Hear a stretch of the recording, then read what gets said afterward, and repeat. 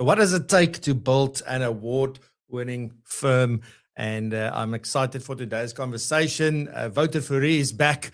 Today, we delve into how they have built Ascor over a number of years and eventually last year being awarded the FPI Professional Practice of the Year award. And it meant so much to the entire team that was there. I was lucky to be there.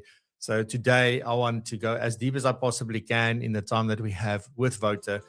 So with that, ladies and gents, welcome to Season 7. Welcome to Propulsion, the weekly show for financial planners and advisors who want to build better, more successful businesses. I'm your host, Francois du Toit, and every week we dive into the practical strategies that matter, from growing your client base and improving your services to developing yourself and your team. Whether you're running your own practice or you're part of a larger firm, you are guaranteed to find actionable insights to help your business thrive. So with that, welcome, and let's get into today's episode.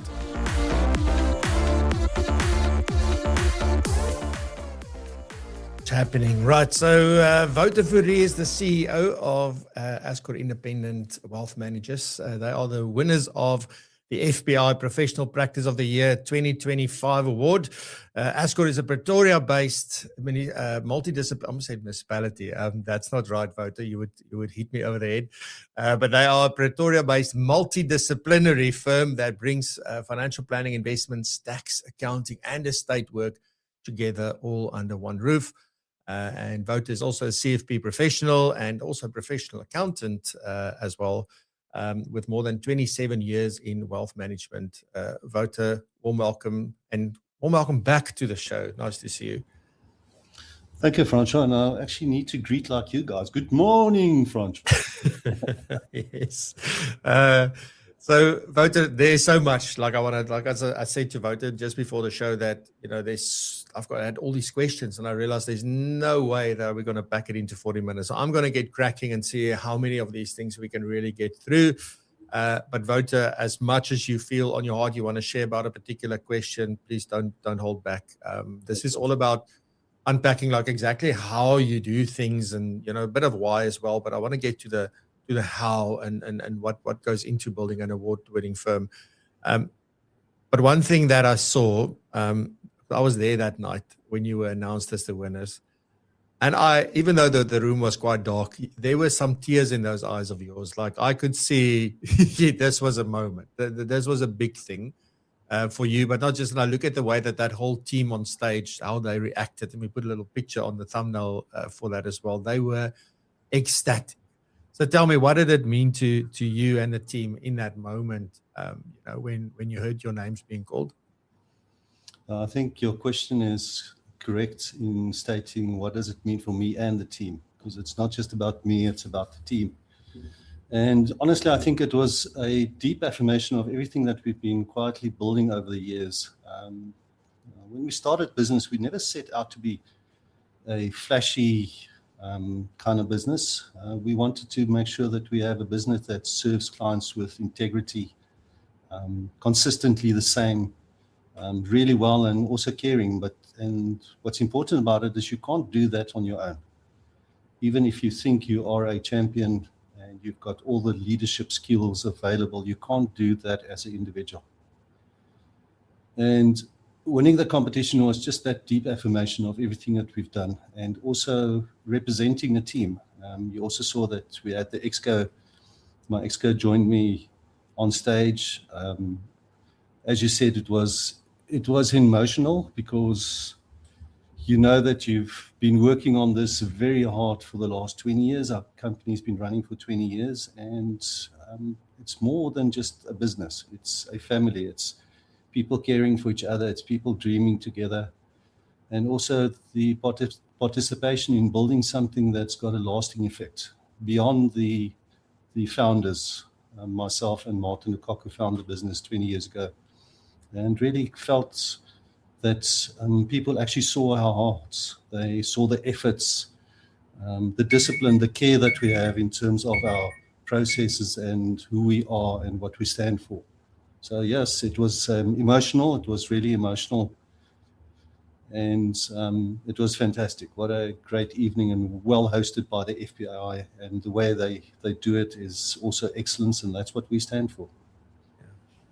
So brilliant. What you wouldn't have seen, Wouter, is me also quietly shedding a tear, because I can't see another guy cry and then not cry with them. Because I think, there's a lot of similarities between what you're doing and building your business and what we're trying to do. And I think there's lots that people don't see, obviously, things that go on behind the scenes, the challenges. Like, it seems like we've just got things figured out, or somebody has just got things figured out, but they don't really see. And then to be in that, like, it's almost like that whole room was emotionally charged for me. Like, it was really, really incredible. But I mean, what did people not see? I mean, there's lots that led up to that moment, but what were maybe some of the things that people didn't see, or what was like the hardest part of getting there? And I'm probably not just referring now to the competition, or being on there. It's more like everything probably that led up to that moment throughout Ascor's journey. So I've got a saying that I stick to in life, and that's always start with the end in mind. If you start something, you've got to know what it's going to look like in 5 or 10 or 15 years' time. And the build-up towards entering the competition is also something that we set a target for ourselves. And behind the scenes, there's much more than just setting targets and dreaming about winning a competition and carrying a trophy or certificate. There's a lot more involved in the business besides processes. I mean, yes, we've been working hard on processes. We dream about excellence. And again, excellence is not glamorous. It's hard work. It's daily work. But behind the scenes, there's emotions as well in terms of people.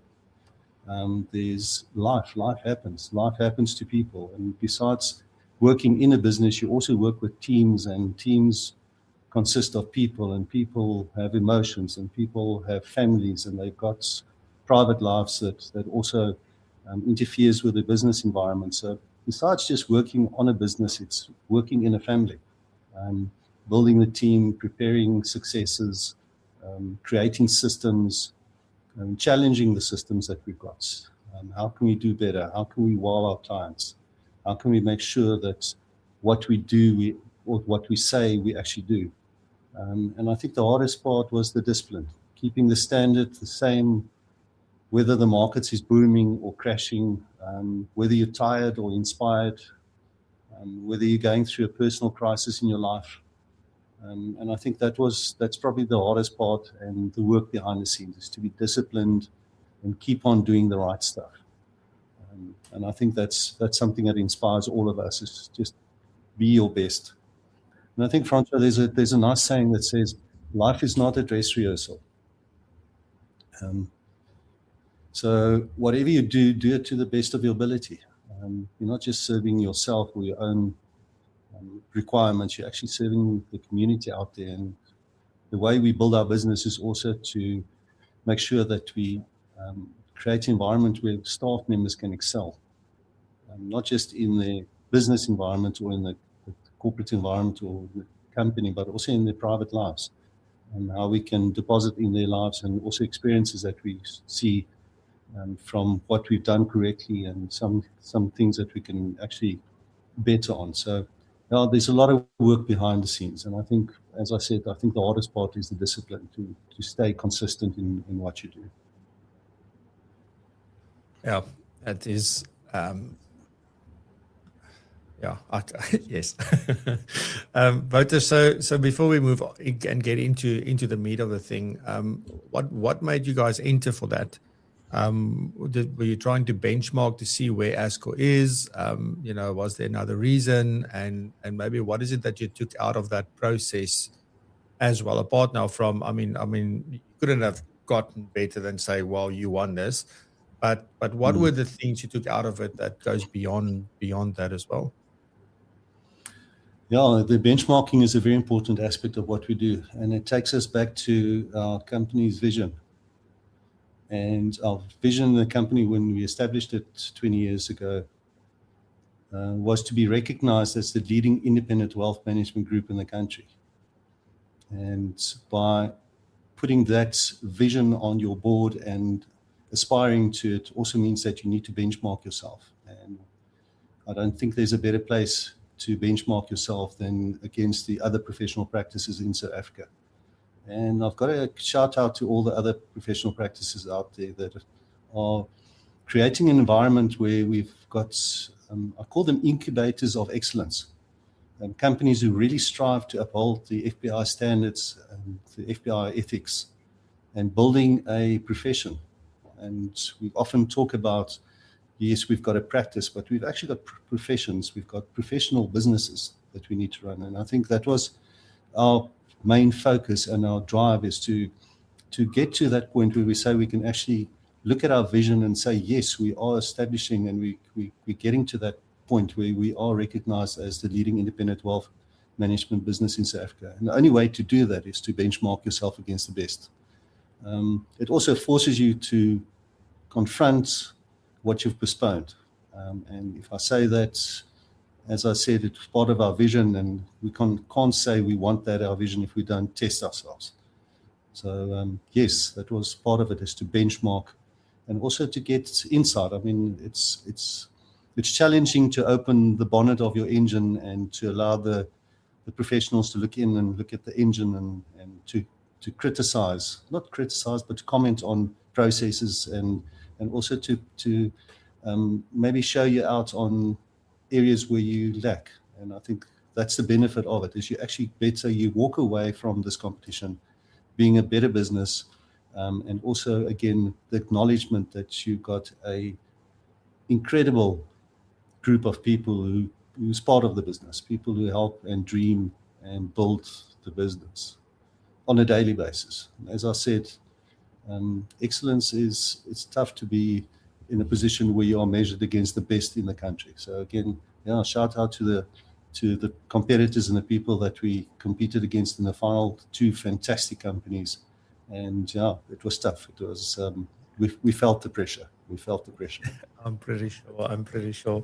Right. Let's step off of that and get into the heart of the business and get a little bit more practical on what it is that you're doing. And specifically, I want to start off with what you do differently, probably from, in at least in your mind, what are you doing that's different, and so on. But the first thing is obviously, like I would think, is to say, well, what are the non-negotiables for Ascor or in Ascor? What are the non-negotiables? And then, like, we all have some variation of that, but then often when things get fast and furious, you let go a little bit of that, and you don't stick to your own non-negotiables, and suddenly some of them become negotiable. So how do you then protect them when things really get hectic and busy? I think non-negotiables for us is our independence and honesty. Independence also keeps the industry honest. And again, honesty in terms of the company itself, how we deal with each other within the business, but also with our clients. And I think that also keeps you in a trust position, because yes, we all make mistakes and we try and stick to the processes that we've developed, and yes, we really try and stick to it. But sometimes you do falter and you make a mistake, and then it's the best place is to be honest and to move on and get back on track to what you said you're going to do. And I also think some of the non-negotiables that we have in the business is we've got a 24-hour response requirement, so we need to get back to clients as quickly as possible. We've got what we call a 12-1 service model, where we've got 12 contacts with clients per year. So on a monthly basis, there's a contact with each client. There's yearly reviews that we provide to our clients. Our advice is documented, so it's written down. You can actually go back and have an audit trail, and you see this is where the accountant comes through of the advice that was given 4 or 5 years ago, and you actually see the process and the progress in terms of what they do. And then also clear about our fees, and also no shortcuts in terms of compliance. I think that's also a big non-negotiable for us. We really embrace compliance. We've embedded it in our processes, not just a checklist. We're actually utilizing artificial intelligence on top of our structures to help us to monitor and guide it. And we've also got a excellent internal compliance officer that assists all of us to make sure that we adhere to not just legislation, but also to the agreed service levels that we have with our clients. So when things get busy, these are our non-negotiables. And it also protects us from compromising our standards. And as Nikki mentioned, it's challenging for all businesses. We need to embrace compliance and make it part of your business. It's a non-negotiable for us. Yeah.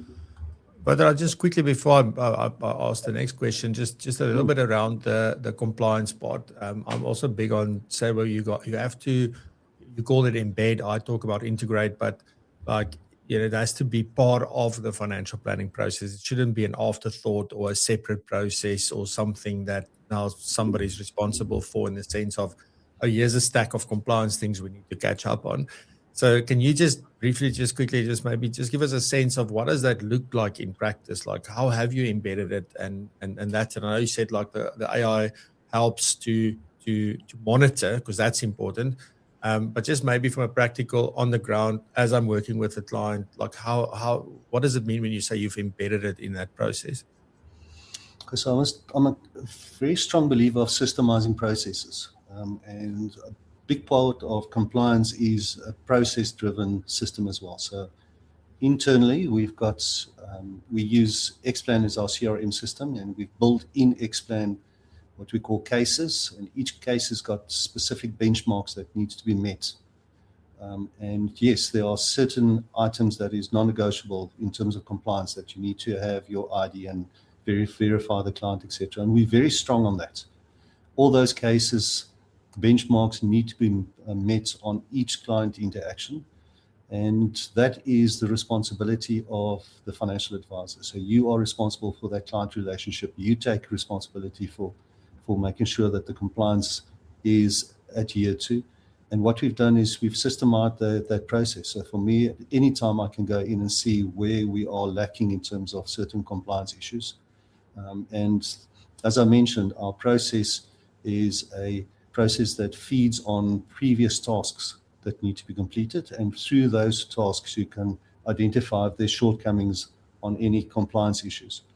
Also, that is checked. So it's not just a question of doing it. Each and every interaction with a client is captured in that case, and that case needs to be signed off by our internal compliance officer that also goes through and scrutinizes all the different aspects in that process. And then a very important aspect is applying your mind to your business. Compliance is not just a checklist.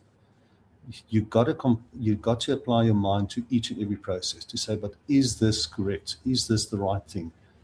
If you need to do this in public, will you pass the test to say you actually complied with all requirements in legislation? But besides that, also to make sure that the client is benefited from it. And adding on to that, I think the benefit of compliance is not just in terms of protecting clients, but it's in protecting your own business. It actually strengthens your business. If I look back at how we did business 20 years ago and the way we're doing it today, it's two different businesses.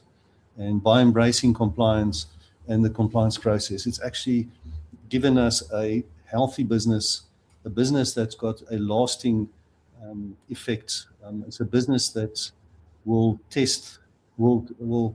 stand the test of time as well, because all the structures are well monitored, well protected. And again, it adds on to the fact that you can provide better client service if you know that you are compliant in terms of all your processes. I think something that added a lot of stress onto businesses is the detailed due diligence processes that we had to go through. And even in the last 2 years, that was a very big focus in our business to make sure that we embrace that process. That it's not just a checkbox, that you actually apply your mind, because if you take on the wrong client, it can harm your business. You don't want to get into any legal battles with legislation, etc. So you need to make sure that from word go, from the first interaction with a client, that you actually embrace the compliance, the requirements around it.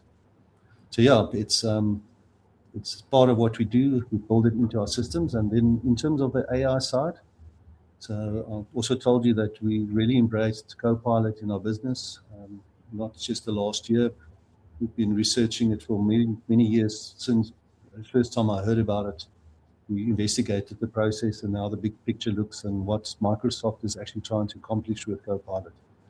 And we've adapted our systems, our software systems, SharePoint systems, our teams. We run all our clients' information through a Teams channel environment. And doing that, we can actually put Copilot on top of all the structures and run certain compliance checks for us. A good example is checking all your internal policies, business policies against legislation. I mean, that takes a lot of knowledge, insights, and etc. to do that. But by automating it and using Copilot and artificial intelligence, we've actually built agents that run those checks for us in terms of our internal policies.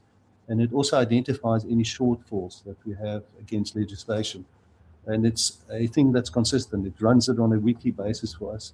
Every week I get, as CEO of the company, I get a report on possible risks in the business that the AI does behind the scenes without taking emotions into account and giving me a clear picture of where there are risks in the business and even on communication and interaction with clients.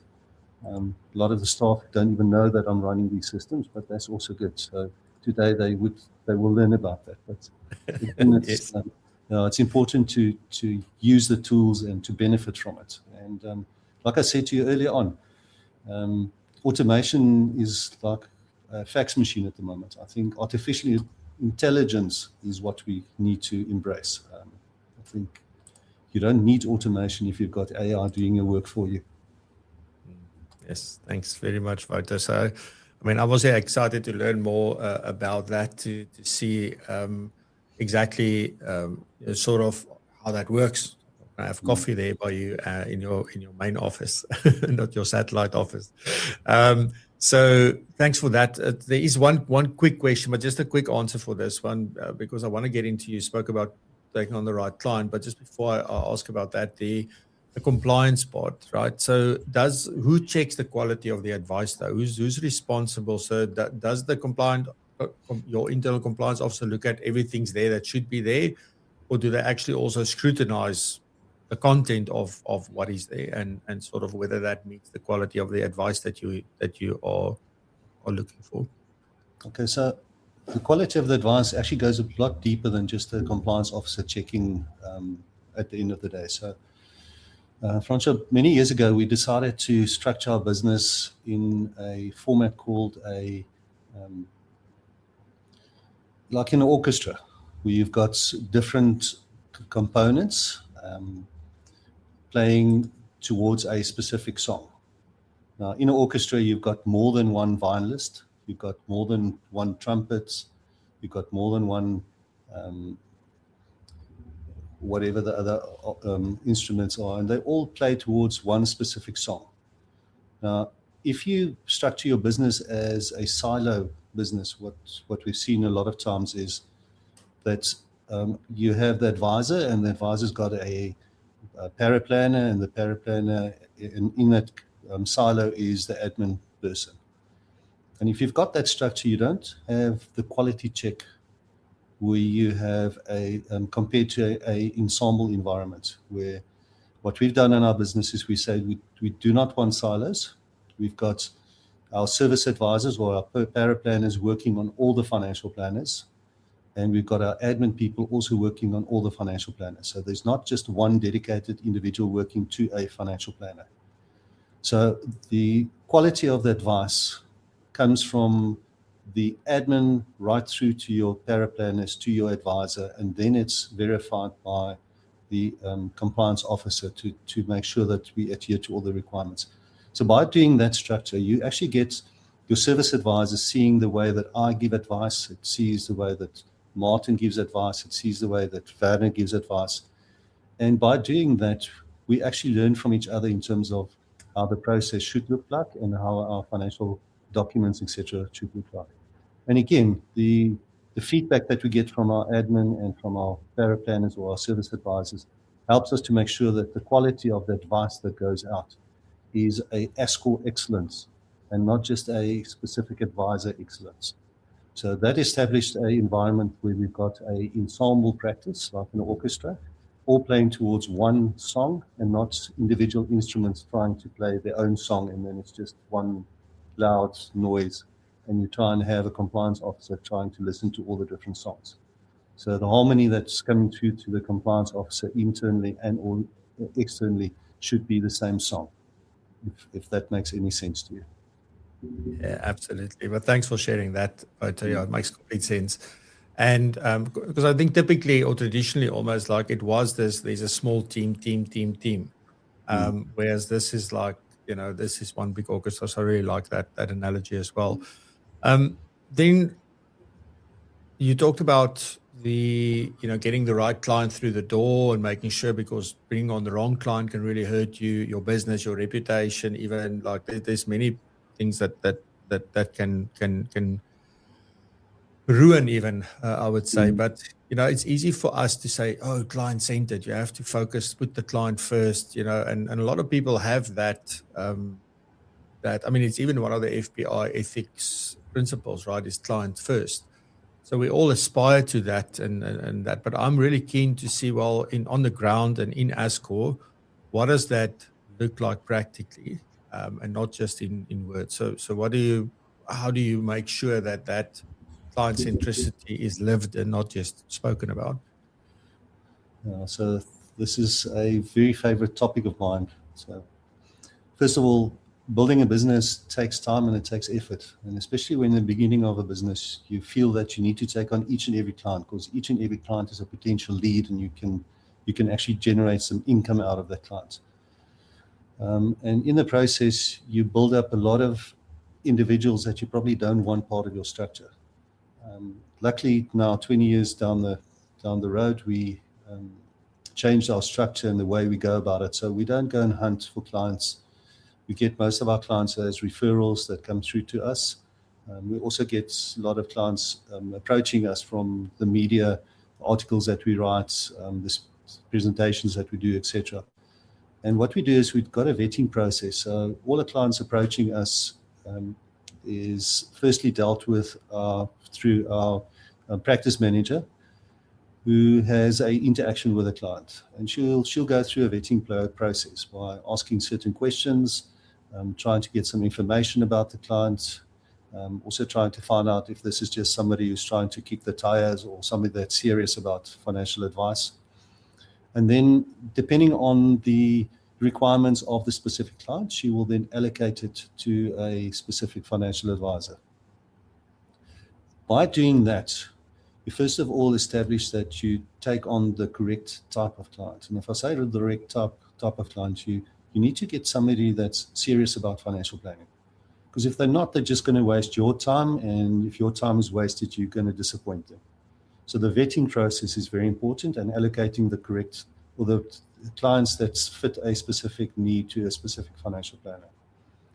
Then the next thing that we've done in our business is, and this is moving out of the norm, and I actually do a lot of presentations to the ASISA IFA group as well, is in terms of client segmentation. So the normal process of segmenting clients in A, B, C, D, or a brown, gold, platinum, silver, diamond, is something that I worked on very long. It took me more than a year to build our first process, and I actually did a presentation at one of the FPI conferences about it. And I found it so difficult to implement that kind of segmentation if you want to deliver excellence in your business. Because how do you distinguish between the service that you give to the blue client and the one that's a diamond? And sometimes a diamond sells out the investment. They go and invest in Bitcoin, so they don't measure fit your measure in terms of AUM or whatever. And then suddenly they're a blue client, and then you get this uneven excellence that you're trying to provide in your business. So we actually scrapped that whole process and said we don't do client segmentation.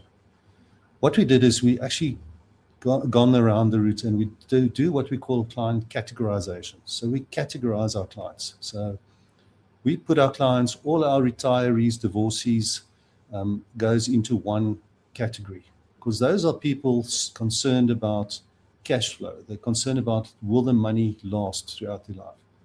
And you can't put them in the same category as your business owner, the entrepreneur, who is concerned about VAT, concerned about company taxes, dividends being paid, pay-as-you-earn deadlines, etc. And by doing that, we actually established a structure where we can provide the same excellence in terms of service to all our clients, but just in different categories. So we approach a retiree different than we would approach a business owner. And it just made sense. From the word go, that worked for us. And if you look at the service offering and how we go about it, it just made sense. Clients know what they can expect from us. You can actually set out a structured process whereby you can provide advice on certain items to a specific category. So I think if you look at working with the right clients and identifying the clients, that worked for us. And then also, if you look at the definition of our ideal client, our ideal client is simple. It's people we enjoy working with and people who trust us in terms of our advice that we give. And without that magical link between the two, you're going to find yourself in difficult situations, just trying to get more clients on board more often, making more money. Wouter, thanks. So quick follow-up question on that is also then where, let's just say somebody does slip through the cracks, right? And they do find their way in. Somebody did open the red rope for them to come through as a guest, right? So they were just very good at answering the questions to the practice manager. And she said, well, seems like a good fit, looks like a good fit, meets all the criteria. They get in and then you find like, oops, this person was not so honest and truthful in their initial dealings. And so you're telling me now that Sarita can make mistakes? No, I'm not naming names here. I just want to know, how do you get rid of a client like that? Because surely you fired a few clients in your life, and it's always a big discussion point with some people that have these clients that they think, because I think as a financial planner, we often feel this innate responsibility to look after people and to help people. Like that's part of who you are. But that also means that often we don't want to let go of people we know we should be letting go of. So can you tell us just a little bit, how do you deal with, or how have you dealt maybe with some situations like that in the past? Or you just hand it off to Sarita, should I talk to her? Yeah, it's I've got to tell you, our process is quite accurate. We don't often see that issue, Francois, but yes, you can't go on saying that you never meet clients that you don't like or don't adhere to your business principles and integrity, etc. My business partner, Martin, will gladly tell you about the pitas, the pain in the clients. And those clients we do say goodbye to. So if we get to a stage and we realize that it's not working, we would gladly call in the clients or contact the client, say to them, we've got an issue. This is not really working for us. Would you mind finding somebody else? So that's the one way of doing it. The other way is just to raise their fees, Francois. Raise it to a level where it becomes comfortable for you to work with them. Just joking. Yeah, sometimes it's a tough decision. You've got to make the choice in the beginning as quickly as possible. And I think that's where the way that we take on clients is very important for us. So we spend a lot of time in the beginning to get to know the clients. I know a lot of people say that, yes, we spend time, but we really try and get to know the person. I'd rather have 3 or 4 or 5 meetings before we establish a relationship with somebody and then decide to take them on. Something that I personally believe in is also in the business, I need to protect my staff. If I find a situation where a client becomes nasty to my staff, I will always choose the staff and protect them in the process, because they are the people that build the business and make sure that the business got continuity, and those are the people that we care for. They're part of our family. So if I find a difficult client and they're nasty with my staff, I would confront them and address the situation. I would not just leave it to carry on. So one day when we have a private discussion, I'll explain to you exactly what the PITA stands for, but I think you can summarize what it's meant. Yeah, no, I'm well aware of the PITAs. So Right. But then also, like when a new client does join Ascor, like what does that onboarding look like?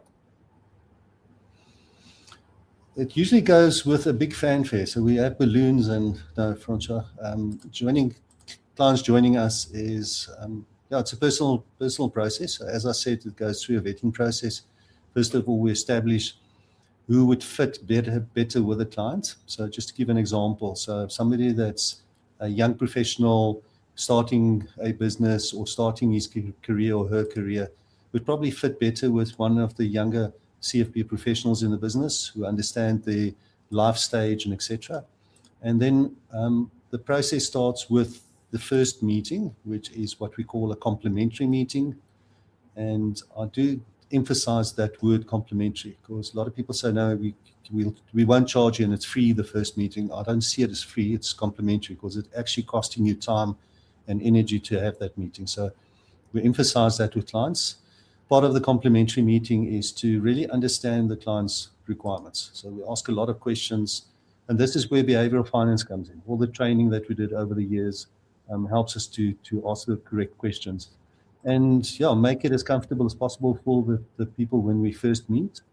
And then only after we've established what their requirements are, etc., and we start obtaining all the information, then we provide them with a written quote. And we do not provide any advice before that stage. Only after the acceptance of the written quote would we start the process of advising and assisting the client in terms of their requirements. So yes, it's a structured process. Again, we've got processes built into our CRM that drives all of that. Even just the first meeting, the first contact is captured onto our CRM system. We've got a case that opens up. The case allocates certain emails that goes out to a client. The information is collected by the practice manager. She then applies her mind to the process and allocates it to an advisor. And then we set up the meeting. Again, the meeting setup is also, we've got online facilities where they book their meetings online. So it's a smooth process, and we try and make the experience easy and comfortable for clients as well, because it's a big decision to contact somebody and open up your finances and share it with them. And then a lot of times those first and second and third complimentary meetings also goes with a box of tissues. There's a lot of emotions that come through when people start talking about their finances and why they need a financial advisor, and the life stages that they go through. It's a documented process, and it's a personal process as well. Thanks very much, Wouter. So if people are sitting here listening to us and going like, I want to raise the standard of what we're doing, and in the next 5 years, I want to get to whatever that vision or that dream is for them. Any advice for what are the first things to maybe look at today? If you want to set out like, at least I know I want to change things. I want to raise my bar. Where would you start, basically, is the question. Okay. So as I mentioned earlier on, start with the end in mind. What does the end look like? What are you building towards? So you can't really build a house without a plan. Next thing that I recommend is start documenting everything that you do. So our approach is that if you need to do something twice, you need to document it and you need to standardize it. And then very important as well is inspect what you expect. So if you set systems in place and you start your documenting your processes, you've got to inspect it and apply your mind to the process. What we did 10 years ago is not the same today. We've actually changed it. It's an ongoing process to review it and also to make sure that it meets the current requirements, legislation, technology, client needs, etc. And Francois, if I can, I see we're nearly at the end of the show, but if I can read something that I quote a lot of times when I speak to people is something that Marianne Williamson wrote, and she said, "Our deepest fear is not that we are inadequate. Our deepest fear is that we are powerful beyond measure." It's our light, not our darkness, that most frightens us. We ask ourselves, who am I to be brilliant, gorgeous, talented, and fabulous? Actually, who are you not to be? You're a child of God, and playing small does not serve the world. So whatever we do, do it in excellence. And remember, as I said in the beginning, life is not a dress rehearsal. It's actually life. What we do, let's do it to the best of our ability. That's awesome. Wouter, thank you very much. There's a long list of things I still want to talk to you about. So I smell a follow-up session when time allows. But I think we got really into some detail today. Some very important things that, really sets the tone for what's happening in the business. So first and foremost, thank you for your time. Thank you very much for being so open and sharing with all of us. Really appreciate it. And once again, well done with what you are building. I know it feels like you are only getting started probably, and you still have lots that you want to do and big visions and things. So I want to personally wish you all the best and congratulations. That award is well deserved, but it's only the beginning. So I'm looking forward to see what happens in the next few years. Big shout out to everybody online and also to the staff at Ascor. Yeah, absolutely. Wouter, thank you very much. We will see you around soon. Thank you so much. Thank you. So I sincerely hope you enjoyed that and got a lot of value from that. Please do let us know what you thought of today's episode and what struck you. What is the one thing that you're taking away from this and that you're going to be doing today already, not on Monday. Monday is too long from now. And with that, that's our very first episode over time. That's how the season got started. Hopefully we can bring it back next week. But we'll see you next week, same time, same place. So 8 o'clock on a Friday. And if you watch the recording, thank you so much. And with that, we wish you all the very best. Stay safe, be blessed and prosper. Stay curious and continue to raise the bar. Love you guys. Bye-bye. Thanks for joining us on Propulsion. If you found value in today's episode, then there's plenty more where this came from. You can find all our previous episodes right here on the podcast as well as on our YouTube channel. And talking about the YouTube channel, we go live every single Friday at 8 a.m. until 9 a.m. and we host many different guests and we also talk about very interesting topics. And on the live show, there's also some incredible segments hosted by some of the most well-known and influential financial planning professionals. So you are most welcome to join us every single Friday. Put it in your diary and we will see you there. And on that note, also please do check out propulsion.co.za/community for all of the goodness and learn more about how you can become part of our amazing community and how that would benefit you, your business and your career. So on that note, stay curious and keep raising the bar.